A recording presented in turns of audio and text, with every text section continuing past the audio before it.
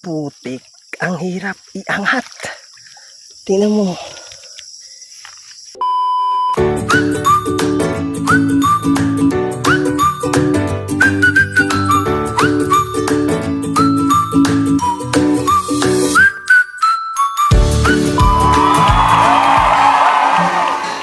Pagkatapos ng ulan, araw ay sisikat din sa pagbukas.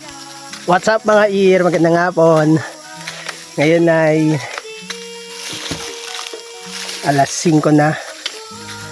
At papunta tayong Sitio Alwas. Ngayon medyo mahirap pumanhi kasi tag-ulan. Tuloy-tuloy yung pagbuhos ng ulan.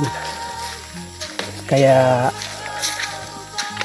yung lupa maputik, madulas, saka hindi madaling hakbangan kasi habang naglalakad ka pwedeng lumubog yung paa mo, pwedeng dumulas ka, o kaya habang humakbang ka paakyat dumudulas ka lang pababa. Kaya medyo challenging kapag mga ganitong panahon na panahon ng mga rainy season, kasi talagang mapapalabang ka sa paglakad. Tsaka dapat ang mga atay mo dito, hello po. Yan yung sinasabi ko. Tingnan mo.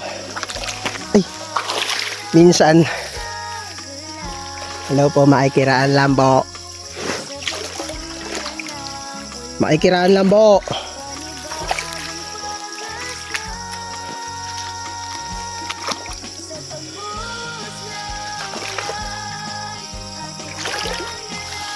Oops. Ito yung mahirap na part. Minsan kapag nakalubog yung paa mo sa putik, ang hirap iangat. Tingnan mo.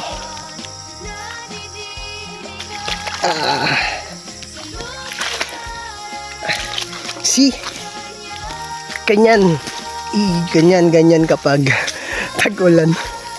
Tapos maglalakad-lakad ka. Grabe pa yan. Parang di na grade 2. Tapos yun nga. Kaya ayun, kapag mga ganong panahon ang hirap, dapat di ka magsasapatos ng bonggang-bongga dito kasi talagang kakainin lang ng putik. Sayang naman. Maganda nakatsinelas na lang. O kaya nga minsan mas gusto pa nila nakapaalang pag naglalakad, nakapaalang sila. Kasi parang mas yun, mas practical, mas madaling humakbang maglakad kapag nakapaa. Tapos syempre, isa pa sa mga medyo nagpapa-challenge sa paglalakad, yung may mga dalahin ka, malamiwawa, pero malaking bag, may dala ang mga personal mong gamit, tapos may mga bit-bit ka pa na mga ibang bagay. So kailangan mo talaga ng extra strength para maarating ka sa pupuntahan mo. Tapos syempre yung huwag kalimutang manalangin sa Diyos na ingatan tayo sa ating mga paglalakbay, dahil di natin alam sa ating paglalakad kung ano pwede mangyari. Baka matuklaw ka ng ahas, o kaya sagasaan ka ng kalabaw. Syempre hindi natin nalalaman kung ano ang pwedeng may experience natin along the way. Pwede baka mamaya may matay ka dito, walang re-rescue sa'yo. Sino naman tutulong sa'yo sa gitna ng ganitong lugar, diba? So manalangin tayo na sana sa ating mga paglalakbay ay maingatan tayo at makarating tayo ng safe sa ating mga pupuntahan. Hindi lang dito, kahit saan. Sa tuwing tayo ay aalis, kailangan natin ang awa ng Diyos.